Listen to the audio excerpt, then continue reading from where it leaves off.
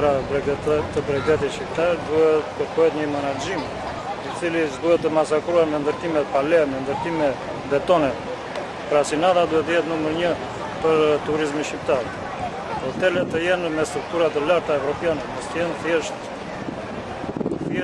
shtëpi pa restaurime, pa elektrikin, pa spitale, pa ndërhyrje shëndetësore.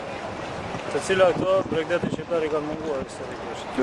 Po, ndryshimet në Shqipëri janë të theksuara. Këto vitet e fundit Shqipëria ka bërë një hap kurrësor. Nuk mund ta përcaktoj Shqipërinë e viteve 90 me Shqipërinë e viteve 2011. Kjo një ecuri është bërë, sidomos me liberalizimin e vizave, me mbar vizën Schengen, e cila ka kontribuar dhe pjekuria e popullit shqiptar ka kuptuar se ç'është hyrja në Evropë. Kurse të përjashton që politika nuk ka bërë atë të duhet. Është mbrapa zhvillimit të popullit. Populli shqiptar ka bërë një ecuri të maturi pjekuri drejt Evropës. Përshëndes në radhë të parë, prej sa kohësh që kemi këtu të paktën në qytetin e ishuin e Greqisë, të Rodos.